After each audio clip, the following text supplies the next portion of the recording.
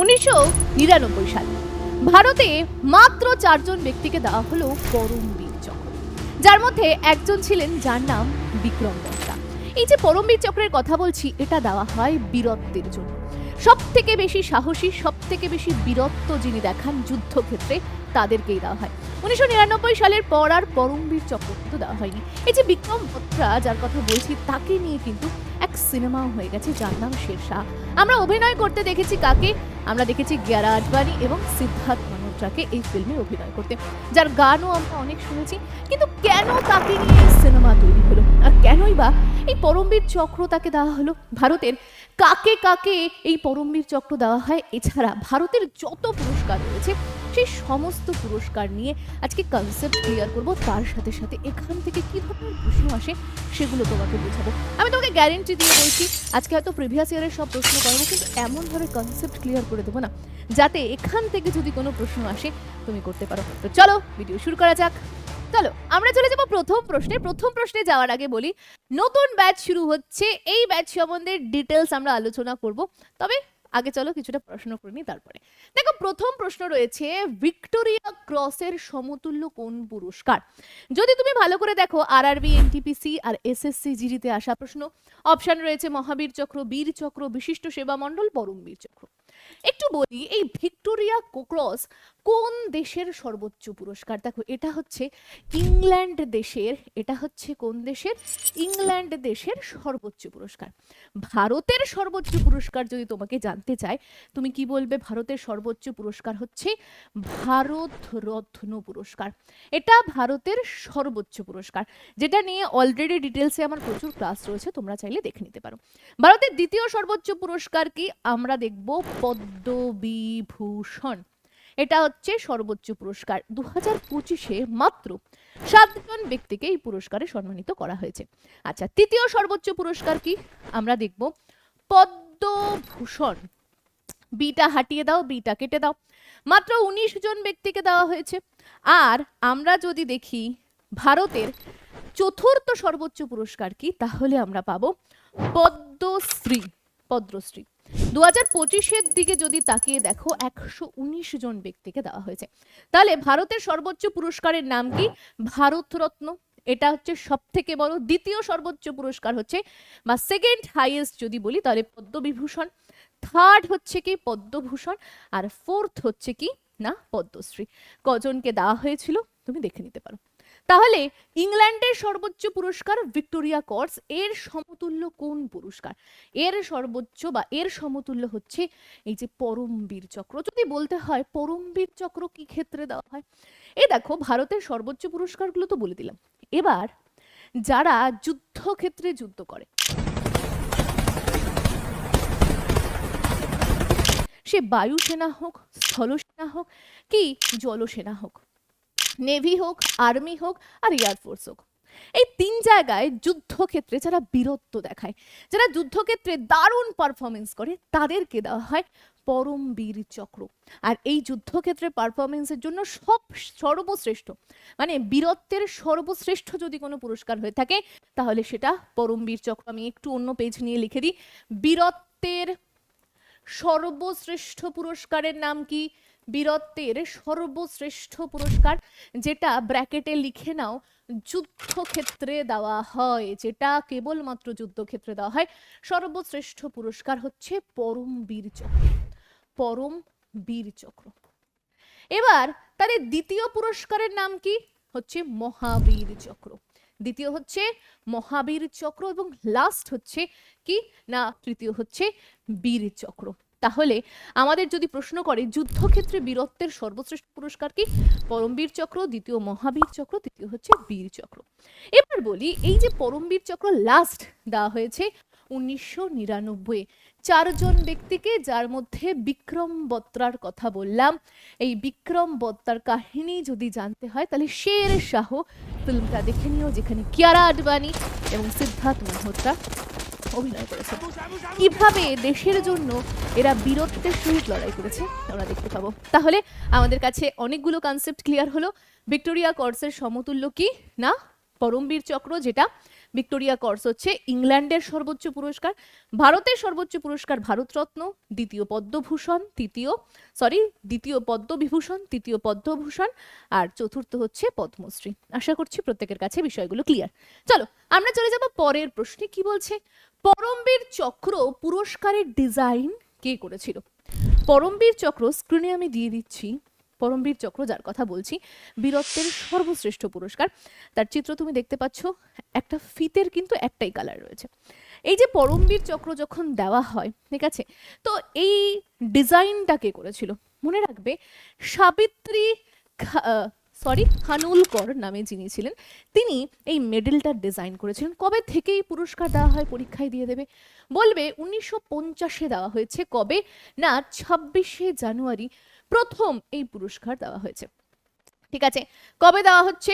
1950-এ 26শে জানুয়ারি দেওয়া হচ্ছে। কে ডিজাইন করছেন? সাবিত্রী খানুলকর। এবং লাস্ট এই পুরস্কার দেওয়া হয়েছে 1999, লাস্ট দেওয়া হয়েছে 1999। এই পুরস্কারে কিন্তু শুধুমাত্র মেডেল দেওয়া হয়, কোনো রকম আর্থিক অ্যামাউন্ট দেওয়া হয় না, কোনো রকম আর্থিক অ্যামাউন্ট দেওয়া হয় না। চলো আমরা চলে যাব পরের প্রশ্নে। পরের প্রশ্ন কি বলছে?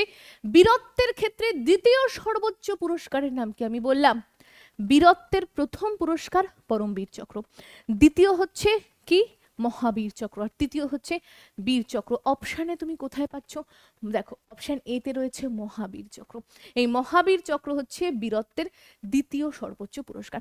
যদি আমাদেরকে প্রশ্ন করে যে সর্বপ্রথম কে পরমবীর চক্র পেয়েছিল, তাহলে বলবে সোমনাথ শর্মা। ইনি সর্বপ্রথম এই সোমনাথ শর্মা সর্বপ্রথম মরণোত্তর, মানে তিনি জীবিত ছিলেন না যখন তিনি পেয়েছিলেন পুরস্কারটা, তখন তিনি আর জীবিত ছিলেন না। তো মৃত অবস্থায় বা মরণাপন্ন সোমনাথ শর্মা সর্বপ্রথম পেয়েছিলেন। আর দ্বিতীয় যদি বলে যে জীবিত অবস্থায় কে প্রথম পরমবীর চক্র পেয়েছেন, তাহলে আমরা বলবো করমবীর সিং। ইনি জীবিত অবস্থায় প্রথম পরমবীর চক্র পেয়েছেন। এই ছোট ছোট জায়গাগুলো থেকে পরীক্ষায় প্রচুর প্রশ্ন এসেছে। তাহলে পরমবীর চক্র প্রথম যিনি পেয়েছেন তিনি হচ্ছে সোমনাথ শর্মা, কিন্তু তিনি মৃত ছিলেন। এবং জীবিত অবস্থায় কে পেয়েছে? করমবীর সিং। হয়ে গেল এই প্রশ্নটা RRB group D SSC CGL এ আসা প্রশ্ন। এর সাথে সাথে একটা ছোট্ট ইনফরমেশন তুমি নিয়ে নাও। এই যে পরমবীর চক্র বলছি, টোটাল কতজনকে দেওয়া হয়েছে জানো? এখনো অবধি টোটাল 21 জনকে দেওয়া হয়েছে। টোটাল 21 জনকে দেওয়া হয়েছে। তার মধ্যে 14 জন ব্যক্তি হচ্ছে মরণাপন্ন, যারা যুদ্ধক্ষেত্রে প্রাণ দিয়েছে, দেশের জন্য প্রাণ দিয়েছে। আর মাত্র 7 জন যারা জীবিত অবস্থায় রয়েছে। তো যারা 7 জন জীবিত অবস্থায় রয়েছে এবং বীরত্বের জন্য সর্বশ্রেষ্ঠ পুরস্কার পরমবীর চক্র পেয়েছে, তাদের নাম যদি কেউ জেনে থাকো কমেন্ট সেকশনে জানো। তাহলে এই কনসেপ্ট থেকে আমরা কি জানলাম? আমরা জানলাম বীরত্বের দ্বিতীয় সর্বোচ্চ পুরস্কার হচ্ছে মহাবীর চক্র।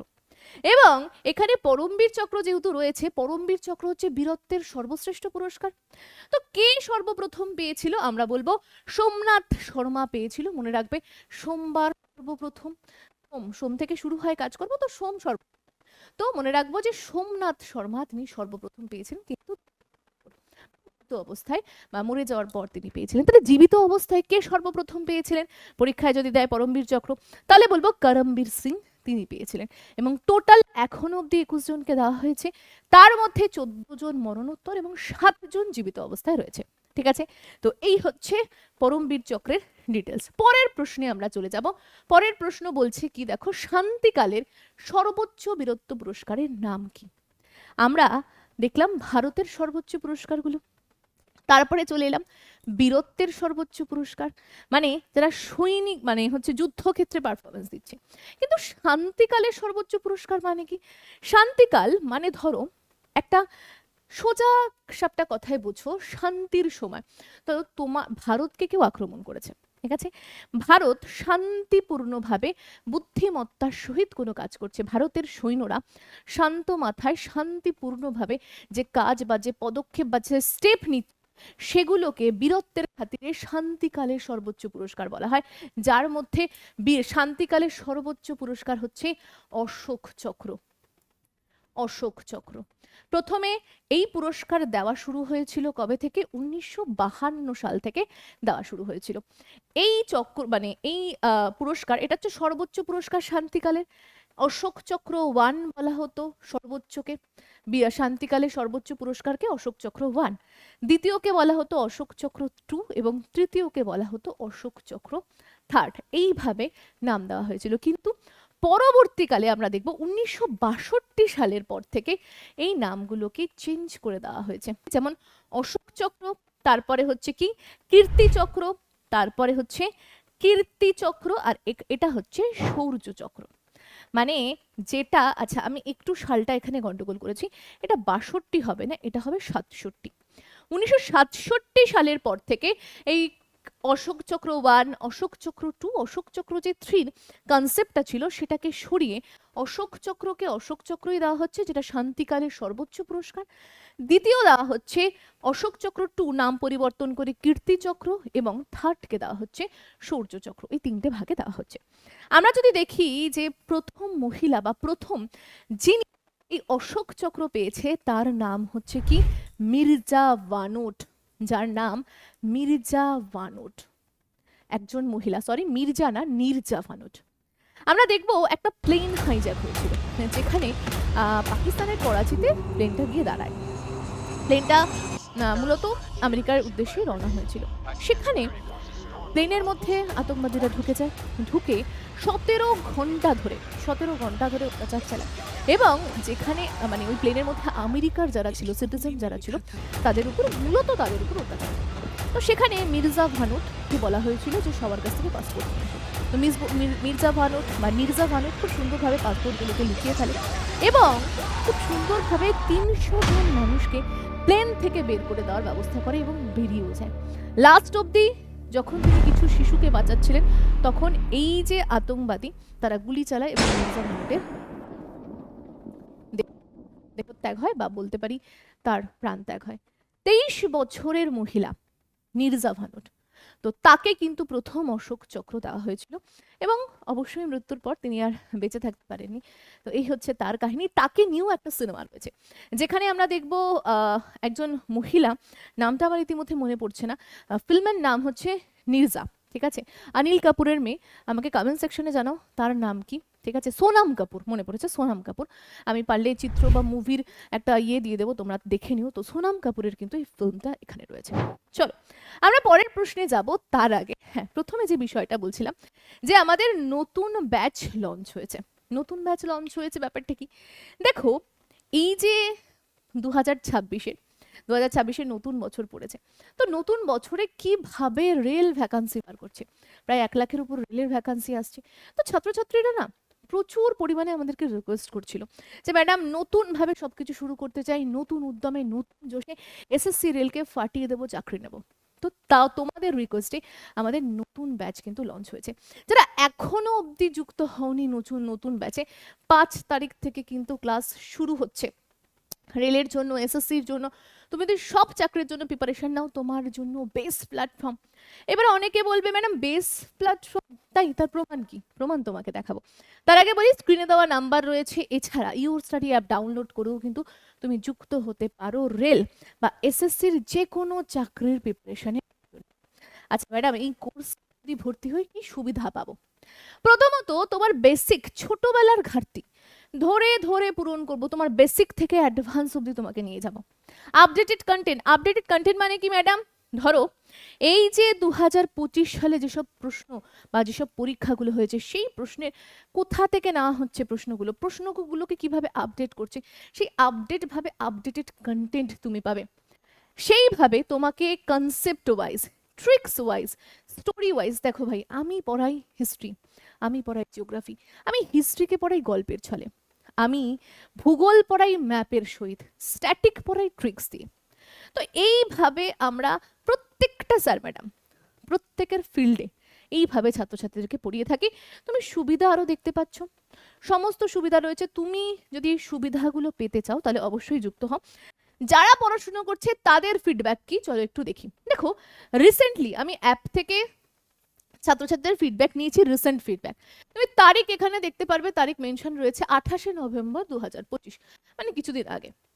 দেখো বলছে ম্যাথসের সুজন স্যার এবং জিকের অতসী ম্যামকে বিশেষ ধন্যবাদ, এবং আরো অনেক কিছু লেখা আছে সমস্ত স্যার ম্যামকে নিয়ে। আমি ডিটেলস পড়ছি না, তুমি দেখে নিতে পারো। এরপরে তুমি চলে যাও 27 নভেম্বরের একটা কমেন্টে, কি বলছে? অতসী ম্যাম এবং সুজন স্যার ইউর স্টাডির স্টার। আমি আরো তোমাকে বলি ছাত্রছাত্রীদের মন্তব্য কি বলছে? ম্যাডাম এত সুন্দরভাবে বুঝিয়ে পড়ান বলে আজ আমি ভূগোল পড়তে পারছি। মানে ভূগোলের ভয় ছিল, সেটা তার কাছে ক্লিয়ার হয়েছে। দেখো 30শে আগস্ট একজন লিখেছে all West Bengal your study best platform, এবং তারপরে তো আরো অনেক কিছু লিখেইছে।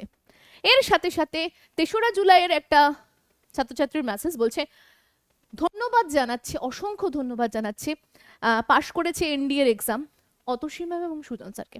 এর সাথে সাথে দেখো আরো কমেন্ট আমি দিচ্ছি, তুমি সমস্ত কমেন্ট পড়ে নিতে পারো। এরপরে সব স্যার ম্যাডামদের কমেন্ট রয়েছে, তুমি ভরে ভরে পড়তে পারবে। এত পড়লে ক্লাস শুধু এই নিয়েই যাবে।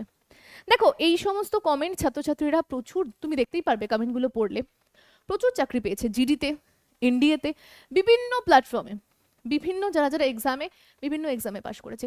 এমনি এমনি না, এমনি এমনি পাশ করেনি, সেই লেভেলের পড়ানো হয়, সেইভাবেই পড়ানো হয়। আর যারা যারা কমেন্ট করছে, যারা যারা বলছে, যারা যারা ফিডব্যাক দিচ্ছে, এমনি এমনি দিচ্ছে না। অনেকে বলছে অনেক জায়গায় পড়েছি, কিন্তু এইভাবে কোথাও পড়িনি। তো তোমাদের কাছেও একটাই বলার, যে যারা যারা বলছে তাদের মতো যদি তোমারও নিজের লাইফটাকে সেটেল করতে হয়, দেখো আমি পরপর পরপর প্রচুর রেখেছি, তাহলে তোমাদেরকে আমি সাজেস্ট করব। আমি কি সাজেস্ট করব? আমাদের যে কম্বো ব্যাচ রয়েছে, দেখো প্রত্যেকটা না আলাদা আলাদা ব্যাচ রয়েছে, ঠিক আছে? পুলিশের আলাদা রয়েছে, এসএসসির আলাদা রয়েছে, তার সাথে সাথে পুলিশের রয়েছে। তবে আমি তোমাকে স্পেসিফিক বলবো কি, যে তোমার সুবিধার্থে তুমি আমাদের কম্বো ব্যাচটা নিয়ে নাও, অথবা রেলের ব্যাচ নিতে পারো, এসএসসির ব্যাচ নিতে পারো। রেলের কোর্স 2 বছরের, এসএসসির 1.5 বছরের, পুলিশের 1 বছরের, ফাউন্ডেশন 2 বছরের। তো এই 2 বছরে তোমাকে এইভাবে তৈরি করে দেব যাতে তুমিও নিজে বাধ্য হও কমেন্ট করতে, পরীক্ষায় পাশ করে দেখা করতে আসতে পারো। তো এভাবে যদি তৈরি হতে চাও ভাই, তাহলে স্ক্রিনে দেওয়া নাম্বার চলছে, নতুন ব্যাচ শুরু হয়েছে, লিমিটেড ছাত্রছাত্রীদের কিন্তু নেওয়া হবে, সুযোগ হাতছাড়া করো না, এখনই কিন্তু তুমি যুক্ত হতে পারো, ঠিক আছে? চলো, আর আমরা কিরকম পড়াই আশা করছি পড়ানো থেকে তুমি বুঝতে পারছো যে পড়ানোটা কিরকম হয় ইউর স্টাডিতে। তাছাড়াও প্রচুর ক্লাস যায়, তুমি চাইলে সেখান থেকে। চলো পরের প্রশ্নের কাছে চলে যাই। অশোক চক্র পাওয়া প্রথম মহিলার নাম কি?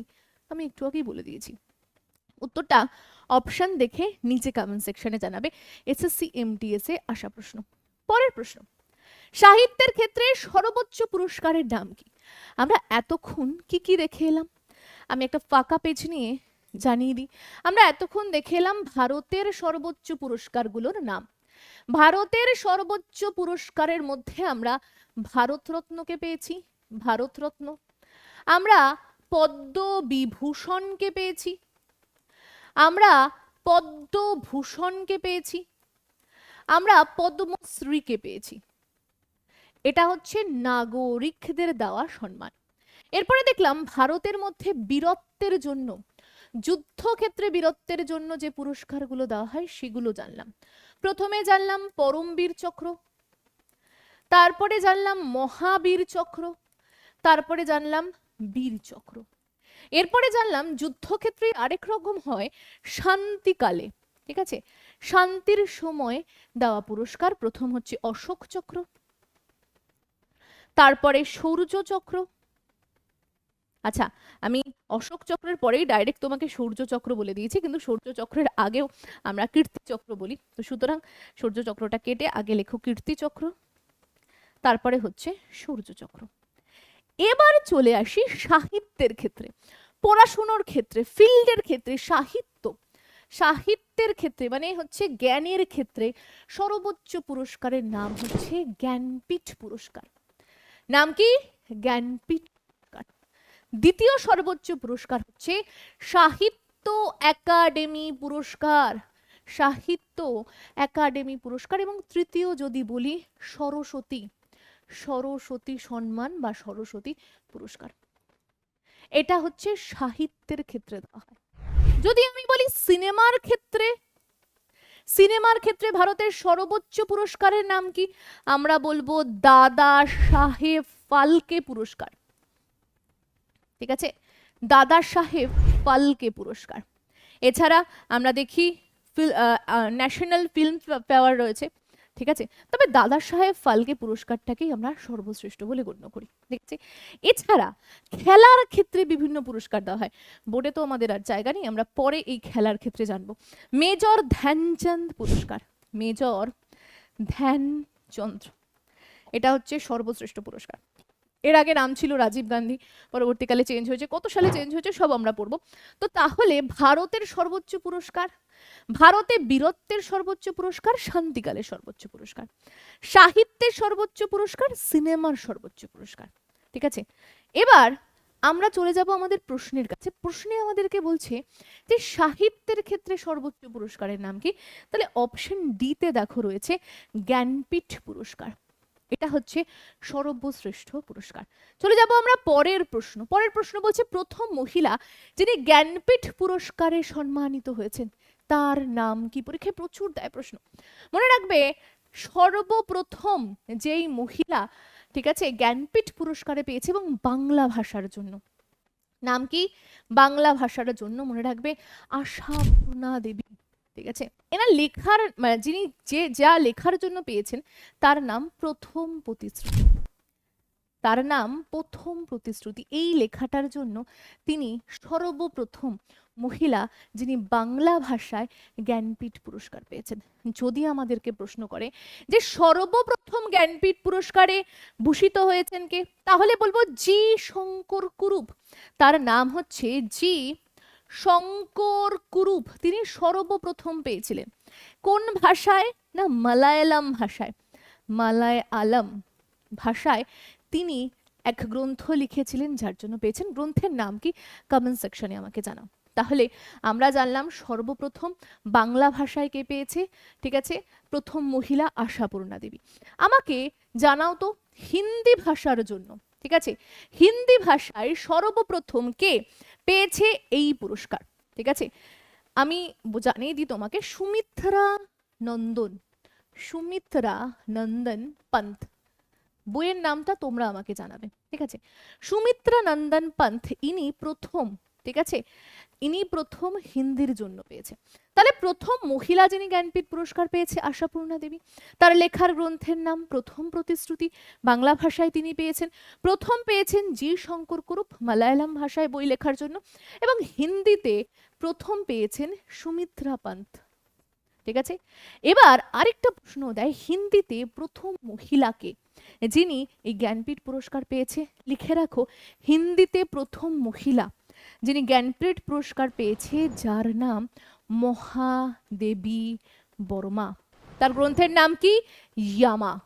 এই ইয়ামা গ্রন্থের জন্য প্রথম মহিলা যিনি হিন্দি ভাষায় পেয়েছে, ঠিক আছে। তাহলে আমরা কতগুলো যে প্রশ্ন জানলাম। প্রথম মহিলা জ্ঞানপীঠ পুরস্কার কে? না আশাপূর্ণা দেবী, বাংলার গর্ভ বইয়ের নাম প্রথম প্রতিশ্রুতি। এই পুরো জ্ঞানপীঠ পুরস্কার সর্বপ্রথম কে পেয়েছে? আমরা বললাম জি শঙ্কর কুরুপ। কোন ভাষায় বই লিখেছিলেন? মালায়ালাম ভাষায় তিনি বই লিখেছিলেন।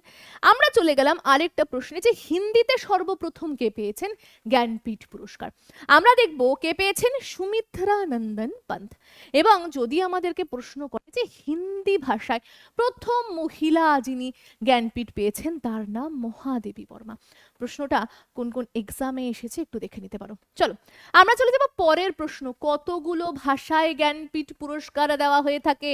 দেখতে পাচ্ছ কোন কোন এক্সামে দিয়েছে। দেখো জ্ঞানপীঠ পুরস্কার মূলত 22টি ভাষায় দেওয়া হয়ে থাকে, তবে 2018-তে ইংলিশ, ঠিক আছে, ইংলিশেও কিন্তু দেওয়া হয়েছিল।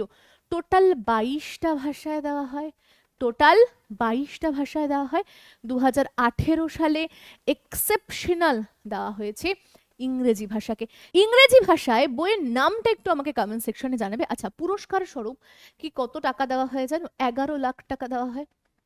সরস্বতী দেবীর একটা মূর্তি দেওয়া হয়, সরস্বতী মাতার একটা মূর্তি, এবং সঙ্গে একটা শল বা একটা উত্তরীয় গলায় পরিয়ে দেওয়া হয়।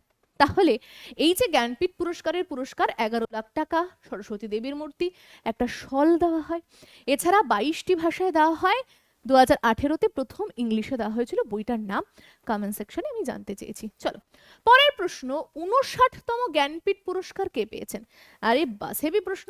59তম জ্ঞানপীঠ পুরস্কার পেয়েছে বিনোদ কুমার শুক্লা। কে পেয়েছেন?